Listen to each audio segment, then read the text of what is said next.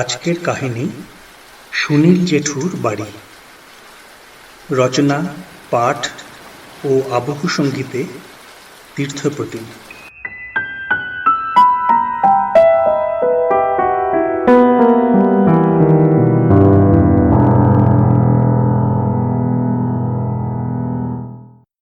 সিদ্ধেশ্বরী কালী মন্দিরের সেই ব্যাপারটা কি বলছিলে, যেখানে মা কালীর বুকে সত্যিকারের নরকরটি ঝুলত আর নরবলি হতো? ঘন বর্ষার সন্ধেয় সর্ষের তেল আর চানাচুর দিয়ে মুড়ি মাখা সহযোগে চায়ের পেয়ালায় চুমুক দিয়ে আলোচনাটি কি উস্কে দিল অর্পিতা। লোডশেডিং হয়ে গিয়েছে, হারিকেনের মৃদু আলো ছড়িয়ে পড়েছে টেবিলের উপরে। সন্ধে 7টা বাজে, বাইরে অন্ধকার, আর এক টানা ভেসে আসছে সমুদ্রের গর্জন। দীঘার সমুদ্র সৈকতের কাছে এই বিশাল শুনশান বাংলোয় কিছুদিনের জন্য এসে উঠেছেন ওর মামা রুদ্র।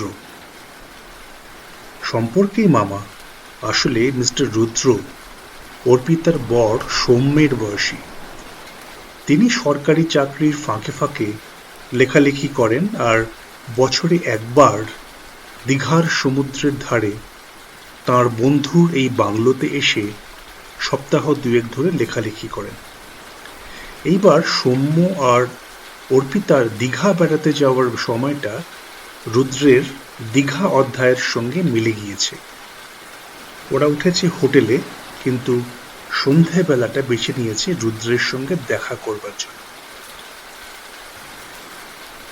এর পিছনের গূঢ় কারণ হলো এই যে রুদ্র অসম্ভব ভালো গল্প বলতে পারেন।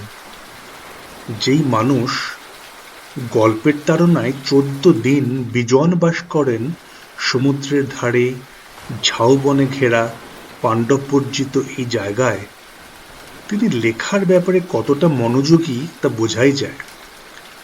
পরিবেশটাও বেশ গা ছমছমে, ওই একটানা সমুদ্রের গর্জন, হ্যারিকেনের মৃদু আলো, আর বাংলোর সুবিশাল ঘরে নোনা ধরা দেয়ালে কম্পমান ছায়া, সব কিছু মিলিয়ে এক অপার্থিব লোকের আবাহন করেছে।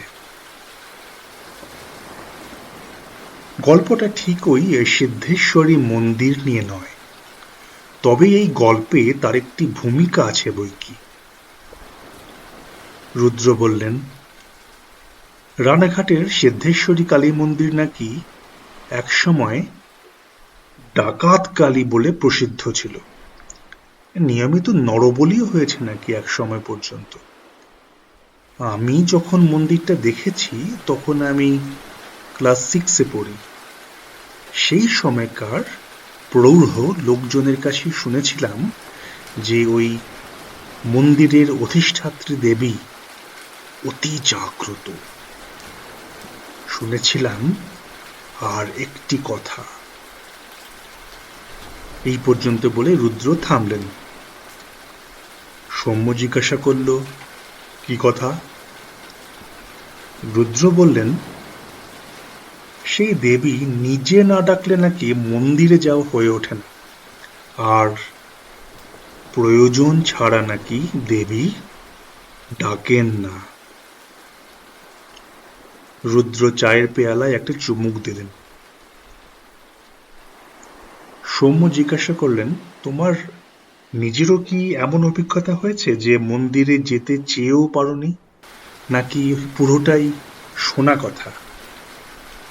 সৌম্য খুব যুক্তিবাদী, প্রমাণ ছাড়া কিছুতেই সহজে মানে না। অর্পিতা সৌম্যের দিকে তাকালো। আমার নিজেরও এমন অভিজ্ঞতা হয়েছে, রুদ্র বললেন। এমন অনেক অভিজ্ঞতা হয়েছে যার ব্যাখ্যা আমি আজ অবধি করতে পারিনি। এটা সেই রকমই একটা ঘটনা। তোমরা শুনে যদি ব্যাখ্যা করতে পারো খুশি হব। শুনে নড়ে চড়ে বসলো ওরা দুজনে। রুদ্র আরম্ভ করলেন, রানাঘাটে থাকাকালীন আমাদের বাহন ছিল সাইকেল রিক্সা। কালু আর মোবারক বলে দুইজন ভদ্রলোক ছিলেন, যাঁদের রিকশাতে চড়ে আমরা এদিক ওদিক যেতাম। সেটা ওই ৮০-র দশকের শেষের দিক। রানাঘাটের মতো মফস্বল শহরে রাস্তাঘাটে মোটর গাড়ির দেখা সহজে মিলত না। একদিন সন্ধ্যায় কালুর রিকশায় আমরা সিদ্ধেশ্বরী মন্দিরে যাব ভেবেছি, শেষ মুহূর্তে দেখা গেল রাস্তা বন্ধ। আরেকদিন মুবারককে ডাকা হয়েছে, আমার পেটে ভীষণ ব্যথা হলো, আর যাওয়া হলো না। এভাবে বার চারেক চেষ্টা করেও বাধা পড়েছিল সিদ্ধেশ্বরী মায়ের দর্শনে। তখনই স্থানীয় ভারতী হাই স্কুলের সংস্কৃতের মাস্টারমশাই বললেন যে নিতান্ত প্রয়োজন ছাড়া মা ডাকেন না, আর মা না ডাকলে নিজে থেকে তার কাছে যাওয়া যায় না। মাত্র একবার আমরা মায়ের মন্দিরে যেতে পেরেছি, আর সেই নিয়েই এই গল্প। তার মানে এমন কিছু ঘটেছিল যে... অর্পিতার কথা শেষ না করে রুদ্রের দিকে চেয়ে রইল। মায়ের কাছে যাওয়া ভীষণ প্রয়োজন হয়ে পড়েছিল। সৌম্য বাক্যটা শেষ করল। ঠিক, আর ঠিক সেটা নিয়েই আজকের এই গল্প। রুদ্র বললেন। ইতোমধ্যে পেঁয়াজি আর আরেক প্রস্থ চা এসে গিয়েছে। বাংলোর কেয়ারটেকার কাম রাঁধুনি শৈলেন ওদের ডিনার বসিয়ে দিয়েছে। ঘি ভাত, সমুদ্রের মাছ ভাজা, আলু ভাজা, ডাল।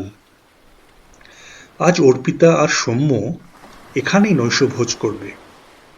সৌম্য উৎসাহিত হয়ে বললেন, বেশ বেশ, তাহলে শোনা যাক সেই গল্প।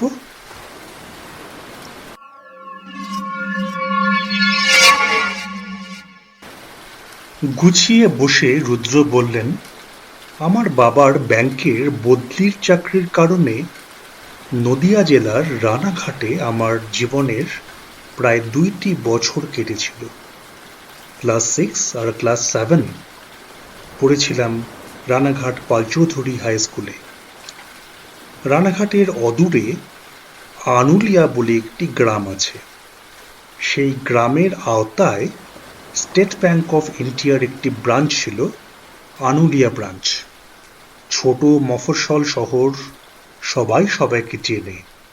বাবা ছিলেন সেই ব্রাঞ্চের ম্যানেজার। শহরে বাবার বেশ খ্যাতি ছিল। একবার এই ব্রাঞ্চে এক ভদ্রলোক অ্যাকাউন্ট খুলতে এলেন। ভদ্রলোকের বয়স শুনলাম ৫৫-৫৬ হবে। বাবাই বলেছিলেন।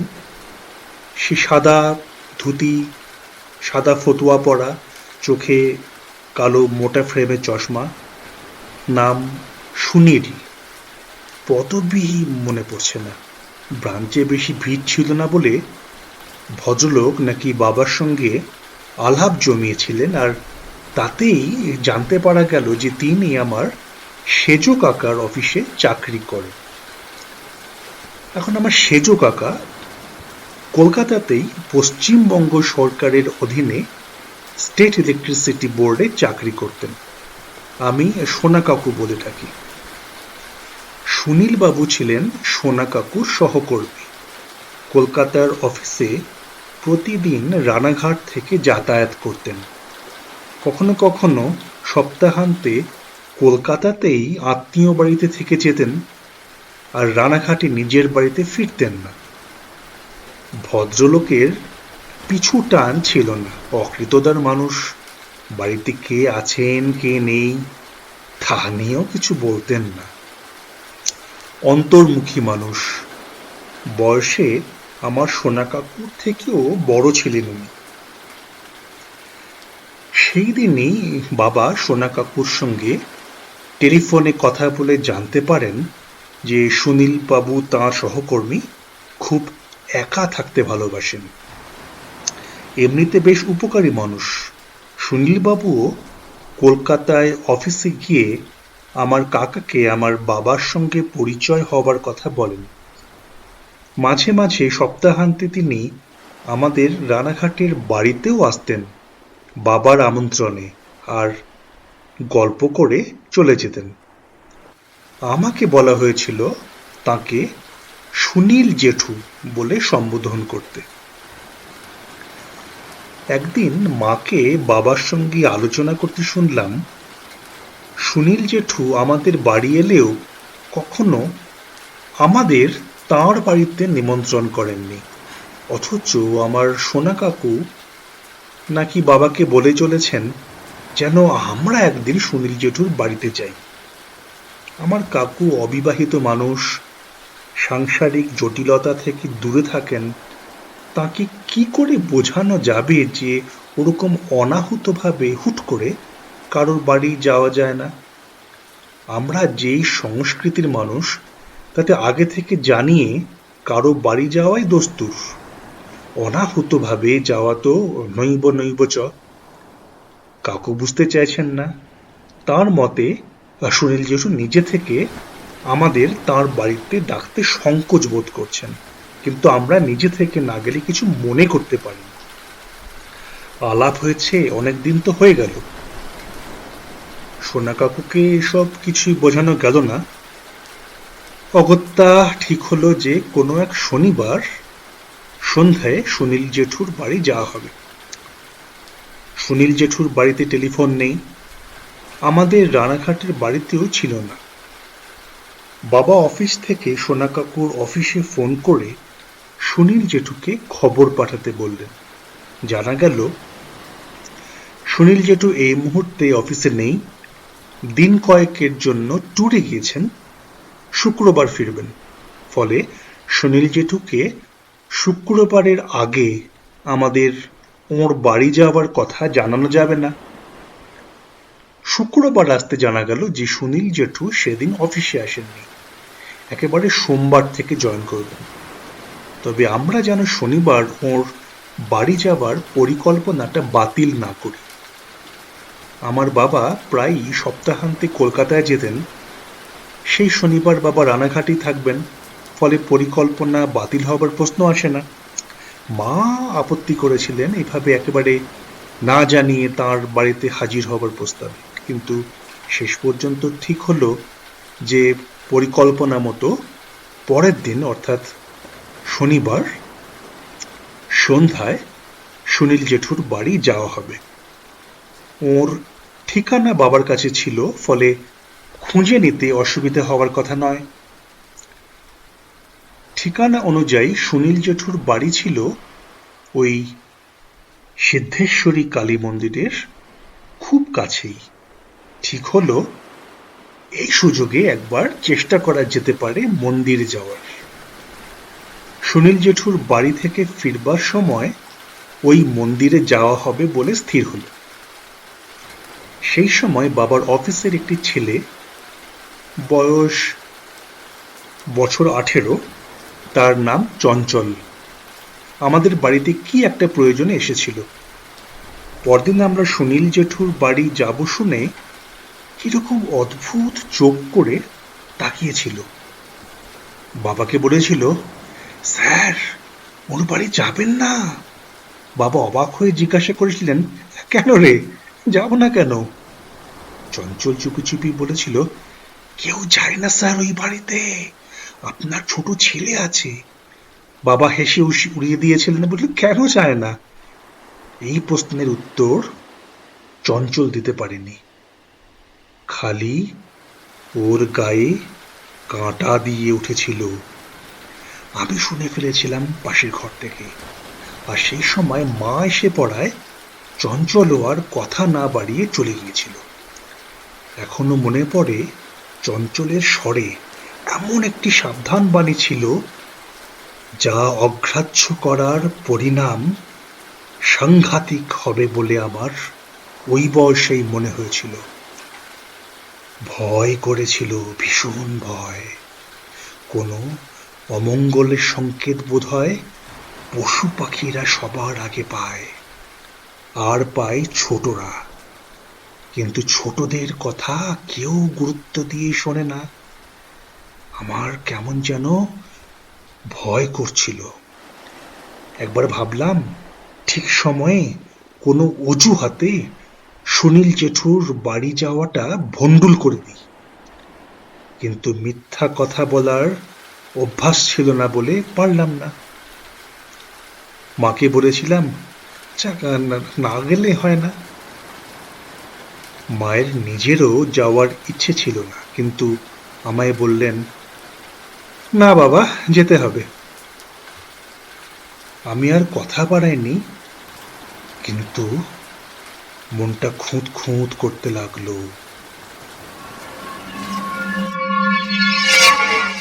পরদিন অর্থাৎ শনিবার সন্ধে 7:30 কালু এসেছিল রিক্সা করে আমাদের নিয়ে যেতে। বেরোতে যাব, বাড়ির সামনে আমাদের পথ আটকে দাঁড়ালো ডেভিল, আমার আদরের সারমেয়।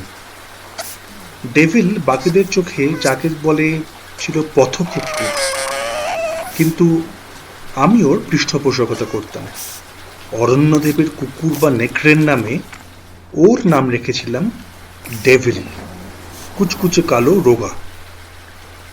ডেভিল পথ আটকে দাঁড়ালো, মুখে কুই কুই শব্দ, আমাকে যেতে দেবে না। ওকে কিছুটা ভুলিয়ে ভালিয়ে রিকশায় উঠে পড়ল। রিকশা চলতে শুরু করলে কি মনে হলো, পিছনে ফিরে তাকালাম, দেখি ডেভিল অদ্ভুত ভাবে আমাদের রিকশার দিকে তাকিয়ে আছে। মনে হলো ও ভয় পেয়েছে। ও হঠাৎ ভয়ই বা পেতে যাবে কেন? আমার গাটা ছমছম করে উঠল। রানাঘাট ছোট জায়গা। রিকশা করে সুনীল জেঠুর পাড়ায় পৌঁছতে বেশি সময় লাগলো না। বাবার কাছে ঠিকানা ছিল, আমরা বাড়িটা খুঁজতে লাগলাম। ঠিকানা অনুযায়ী বাড়িটা পাওয়া গেল, একটা ছোট একতলা বাড়ি। ঘরের সদর দরজাটা বেশ নিচু। আমার কেন জানি না একদম ঢুকতে ইচ্ছে করছিল না। এমন সময়ে ঝুপ করে লোডশেডিং হয়ে গেল। সেটা ছিল অমাবস্যার রাত, আর রাস্তায় কোথাও আলো নেই। এতক্ষণ যা আলো ছিল সেটা আশেপাশের বাড়ি থেকে আসা বিচ্ছুরিত আলো, এখন তাও নেই। নিকষ কালো অন্ধকার। কালুকে আমরা ওই বাড়ির সামনেই রিকশা নিয়ে অপেক্ষা করতে বললাম। কালু অবাক হয়ে জিজ্ঞাসা করল, আপনারা কি এই বাড়িতেই যাবেন? ওর অবাক হবার ভঙ্গিটা আমার চোখ এড়ালো না। বাবা বললেন, হ্যাঁ, ঠিকানা তো এই বাড়িটিতেও আছে। কালু আবার জিজ্ঞাসা করল, ঠিক দেখছেন তো, এই বাড়িটাই? বাবা দেখে টেকে বললেন, হ্যাঁ, এই বাড়িটাই। তো তুমি এখানেই দাঁড়াও, বুঝলে? আমরা আধ ঘন্টার বেশি বসবো না। সুনীল জেঠু মিষ্টি খেতেন না বলে আমরা কিছু নিমকি ঘরে বানিয়ে নিয়ে গিয়েছিলাম। ওটা শুদ্ধ নেমে আমরা ওই বাড়ির সদর দরজায় কড়া নাড়লাম। 2-3 বার কড়া নাড়বার পরেও ভিতর থেকে যখন কেউ সাড়া দিল না, তখন মনে হলো সুনীল জেঠু বাড়িতে নেই। আর আমরাও তো খবর দিয়ে আসিনি। এসেছি যখন, আরো একবার চেষ্টা করা যাক, এই ভেবে আরো বার 2 কড়া নাড়ানো হলো। আর বাবা ডাকতে লাগলেন, সুনীল বাবু, ও সুনীল বাবু।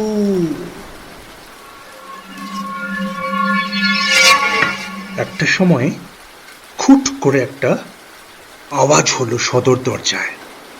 দরজাটা খুলে গেছে, মনে হলো নিজে থেকেই। ঘরের ভিতর থেকে একটা মৃদু আলো আসছে, একটা কম পাওয়ারের ইনভার্টারের আলো যেরকম হয় তেমন। কোনো মোমবাতি বা হ্যারিকেন নয়, আমরা ঘরে ঢুকে পড়লাম।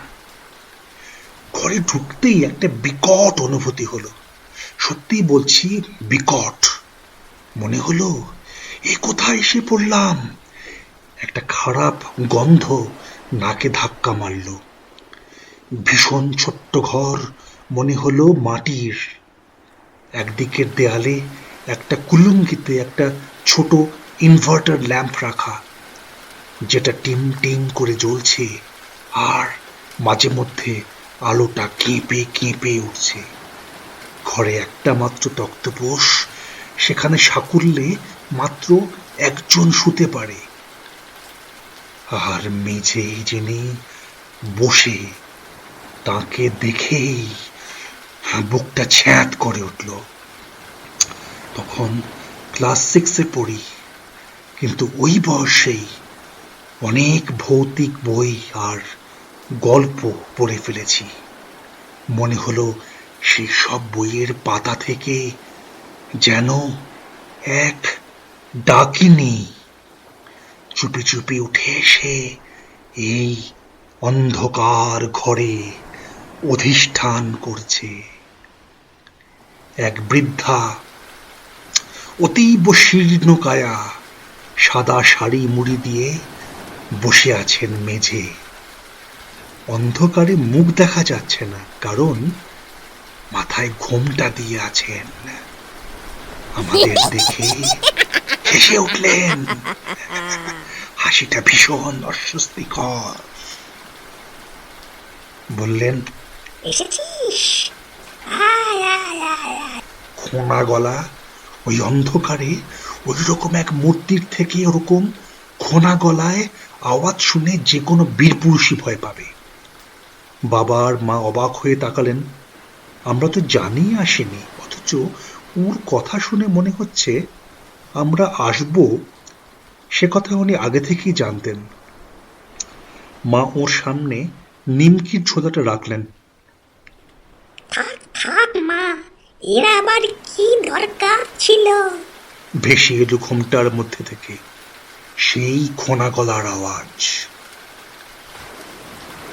আমি অনেক রকম মানুষ দেখেছি, কিন্তু তেমনটি দেখিনি।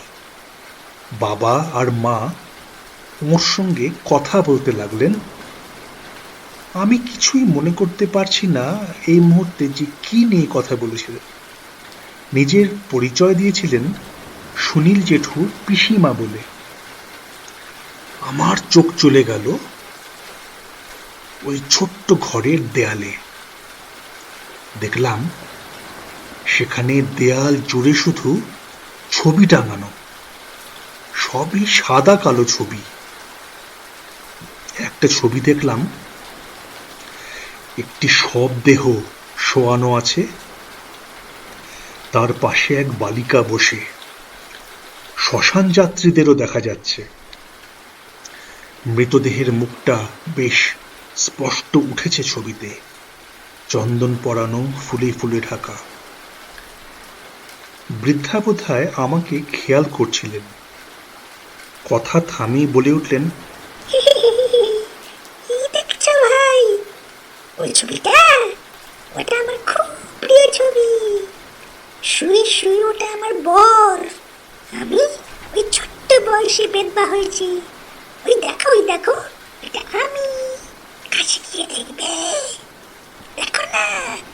ভয়ে অস্বস্তিতে আমার গলা শুকিয়ে গেল। মাথা নেড়ে জানালাম, তার প্রয়োজন নেই। খোঁড়া গলায় হাসি শোনা গেল। ভয় করছে নাকি গো?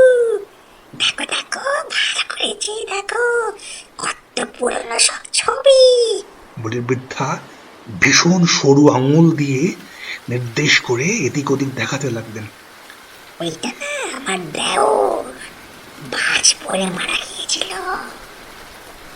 ওইটা দেখছ? ওইটা ওইটা আমার শ্বশুর মশাই, হাড়ি চাপা পড়েছিলেন। আর ওইটা দেখো, ওইটা আমার শাশুড়ি মা, একই চিতায় সতী হয়েছিলেন। আরো কি সব বলে যাচ্ছিলেন, আমি আর সহ্য করতে পারছিলাম না। দেয়াল জুড়ে শুধু মৃত মানুষের ভিড়। মনে হলো 3 দিক জুড়ে 3 দেয়াল থেকে শয়ে শয়ে মৃত মানুষ আমাদের দেখছে। সেই কায়াহীনরা যেন এমন নিশুতি রাতের স্তব্ধতার জন্যই অপেক্ষা করে থাকে পৃথিবীর বায়ুতে ঘনীভূত হয়ে ফিরে আসার জন্য। সেটা যেন শুধু সেই বিদেহেরই মিলনের লগ্ন। আমরা এসে পড়েছি খুব ভুল সময়ে। সেই অপার্থিব ছায়াময় সত্তারা যেন কৌতুক ভরে চেয়ে আছেন আমাদের দিকে। বাতাসটা ক্রমশ ভারী হয়ে আসছে। কই, আমি যা অনুভব করতে পারছি তা কি মা আর বাবা পারছেন না? এক সময়ে বৃদ্ধা বললেন, আমার এর ভাইপো বটে, খালি পিসি পিসি আর পিসি। কতবার বিয়ে করতে চেয়েছে, আমি বলেছি সে যাই করো বাপু, আমি প্রতি অমাবস্যার শনিবার করে করে আসর বসাবো, তারা সবাই আসবেন। তোমার বউকে বলো যেন আবার ভয় না পায়। সুনীল আমার বিয়েই করলে না। তারপর আমার মায়ের দিকে তাকিয়ে বাবাকে বললেন, বেশ বউ, ভালোই পেয়েছ। আমার সুনীলকে কত করে বললাম, সে ভয় আর বই আনলো না। আর তুমি ওকে একটু বলো তো বাবা, যেন বিয়ে করে। ও বিয়ে করলে আমারও একটু সুবিধা হয়।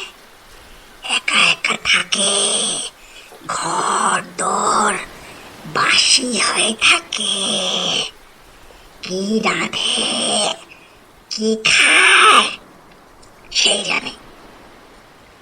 ও বিয়ে করলে আমি একটু রেহাই পাই। আমি তো আসি অমাবস্যার রাতে, বড়রা মানুষদের সঙ্গে একটু সুখ দুঃখের কথা বলতে। তখনই একটু গুছিয়ে টুছিয়ে যায় আর কি। তবে কি জানো বাবা, এও স্ত্রীর নিঃশ্বাস খুব ভালো। অনেকে ওই যাদের ছবি দেখছো না, অনেকে আসতে চায় না ঘরে, এও স্ত্রী নেই বলে। এও স্ত্রী থাকলে তাকে সামনে বসিয়ে ডাকলে তেনারা ঠিক আসতেন, ঠিক আসতেন, ঠিক আসতেন।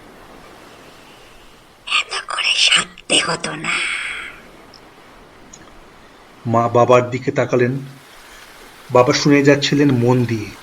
হয়তো ভাবছিলেন কোন ছুতোয় উঠে আসবেন। হয়তো ভাবছিলেন বৃদ্ধার মস্তিষ্ক বিকৃত। বৃদ্ধা বারবার মায়ের দিকে তাকাচ্ছিলেন। আমি অনেক চেষ্টা করেও তার মুখটা দেখতে পাচ্ছিলাম না। শুধু মনে হচ্ছিল দুটো চোখ যেন কোটরের মধ্যে, গালে মাংস নেই, আর মুখের হাঁটা যেন অন্ধকার একটা গহ্বরের মতো।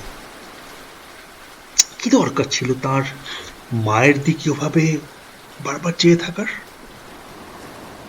এক সময় বৃদ্ধা উঠে দাঁড়ালেন। দেখলাম একটা মানুষ কতটা হাড় সর্বস্ব হতে পারে। সাদা শাড়িটা যেন মমির মতো শরীরে পেঁচানো, এরই মধ্যে এক গলা ঘোমটা, শরীরটা কুঁজো। ঠুক ঠুক করে হেঁটে ভিতরের ঘরে যাচ্ছেন বলে মনে হলো। মা মনে করলেন তিনি বুঝি আমাদের জন্য কোনো অতিথি সৎকারের ব্যবস্থা করতে যাচ্ছেন। বলে উঠলেন, হ্যাঁ মাসিমা, এখন আমরা উঠবো, আপনি আমাদের জন্য ব্যস্ত হবেন না। বৃদ্ধা কিছুক্ষণ চুপ করে চেয়ে থাকলেন, তারপর বললেন, আমাকে একটু সাহায্য করবে মা? একটু ভিতরে আসবে? এরপর আর কিছু বলা যায় না। মা তক্তপোষ থেকে উঠে দাঁড়িয়ে তাকে অনুসরণ করলেন।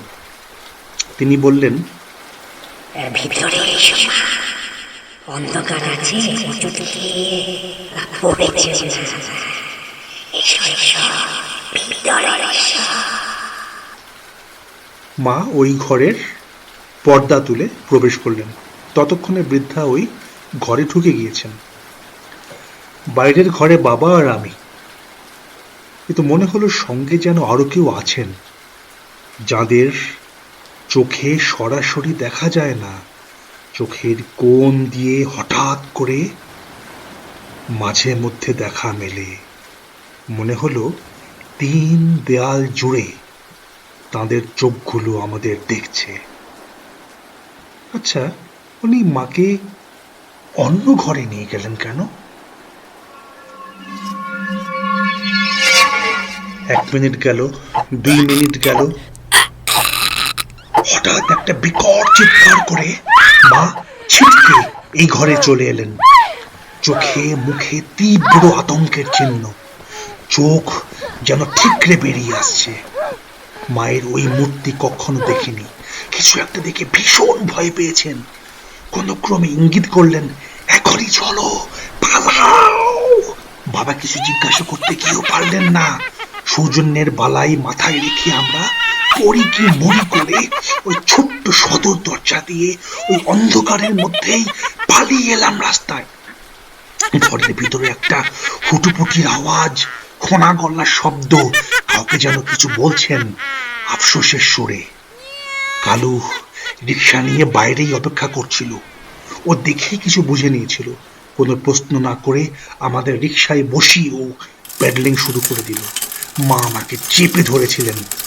মায়ের গা পুরো ঠান্ডা। এই সময় আরেকটা আশ্চর্য ঘটনা ঘটল। রিক্সাটা সিদ্ধেশ্বরী কালীবাড়ির সামনে দিয়ে যাচ্ছিল। কালুকে আমরা মন্দিরে যাব বলার অবস্থায় ছিলাম না, তাই কালু আমাদের বাড়িতেই নিয়ে যাচ্ছিল। মন্দিরের সামনে এসেই হঠাৎ করে ওর সাইকেলের চেন খুলে গেল। ও সাইকেল থেকে নেমে গেল চেন ঠিক করতে। সঙ্গে সঙ্গে মন্দিরের ভিতর থেকে কি একজন বেরিয়ে এসে আমাদের রিক্সার সামনে দাঁড়ালেন। নিজের পরিচয় দিলেন, তিনি মন্দিরে মায়ের উপাসক। আমার মাকে বললেন, এক্ষুনি নেমে এসো। মা কথা না বাড়িয়ে নেমে এলেন। আমি আর বাবাও সঙ্গে গেলাম। পূজারী আমাদের মায়ের সামনে নিয়ে গেলেন। সুন্দর মা ত্রিমূর্তি, মায়ের গলায় নরকঙ্কালের মালা, জানি না সত্যিকারের কিনা। আমরা বসলাম মেঝে মায়ের সামনে। পূজারী সামনে বসে কিছুক্ষণ আমার মায়ের দিকে স্থিরভাবে চেয়ে রইলেন। কি বুঝলেন জানি না। তারপর কিছুক্ষণ জপ করলেন। তারপর আমার মায়ের হাতে সিদ্ধেশ্বরী মায়ের কিছু প্রসাদী ফুল দিয়ে বললেন 2 সপ্তাহ সব সময় সঙ্গে রাখতে। ওই ফুল নিয়ে আমরা আবার রিক্সা এসে বসলাম। কালু আমাদের বাড়ি পৌঁছে দিল। মায়ের আতঙ্কের ভাবটা দেখলাম অনেকটাই কেটে গিয়েছিল ওই সিদ্ধেশ্বরী মায়ের দর্শন পেয়ে আর তাঁর প্রসাদী ফুল পেয়ে। এখনো ব্যাখ্যা করতে পারিনি কি করে ওই পূজারী জানলেন যে আমার মায়ের ওই সময়ে আশীর্বাদের খুব প্রয়োজন। ওখানেই বা কালুর রিক্সার চেন খুলে গেল কি করে? এতদিন বিভিন্ন বাধার পরে সিদ্ধেশ্বরী কালী মন্দির যাওয়া হয়নি। আজ মা নিজে ডেকে নিলেন। তিনি জানেন তার কোন সন্তানের কখন কি দরকার। এই ঘটনার একটা উপসংহার আছে। ওই ঘটনার পরের শনিবার আমরা 3 জনেই কলকাতায় গিয়েছিলাম। কলকাতায় আমাদের বাড়িতে সোনা কাকুকে বলা হলো যে আমরা আগের শনিবার সুনীল জেঠুর বাড়ি গিয়েছিলাম, তিনি বাড়িতে ছিলেন না, তার পিসির সঙ্গে দেখা হয়েছে। সোনা কাকু অবাক হয়ে জিজ্ঞাসা করেছিলেন, হ্যাঁ, কার সঙ্গে দেখা হয়েছে বললি? বাবা উত্তরের পুনরাবৃত্তি করতেই কাকু বললেন, সুনীলের পিসি তো অনেক বছর হলো মারা গেছেন। অবশ্য সুনীল এখনো মনে করে ওর পিসি ওকে এখনো দেখাশোনা করে চলেছেন। অনেক সময়ও তারাপীঠ যায়, কিসব করে, আর ওর পিসির সঙ্গে যোগাযোগ করে। অনেক সময় নাকি ও রানাঘাটের বাড়িতেও ফেরে না কিসব কারণে। কাকু আর কথা বাড়াননি, তিনি যা বোঝার বুঝে গিয়েছিলেন। সুনীল জেঠু এরপরে কখনো আর আমাদের রানাঘাটের বাড়িতে আসেননি, আমরাও আর ডাকিনি। মা ওই ফুল, সিদ্ধেশ্বরী মায়ের প্রসাদী ফুল সব সময় কাছে রাখতেন। সুস্থ হয়ে উঠেছিলেন কিছুদিনের মধ্যে, কিন্তু বলতে গিয়ে থামলেন রুদ্র। অর্পিতা সৌম্যের গা ঘেঁষে বসে রইল। সমুদ্রের গর্জন ভরে দিল ঘরের নৈশব্দকে। হ্যারিকেনের শিখাটা কেঁপে উঠল 2 বার। একটু চুপ করে থেকে বললেন রুদ্র, কিন্তু মা কখনো কাউকে বলেননি ঠিক কি দেখেছিলেন সেই সন্ধে। সেটা রহস্যই রয়ে গেল।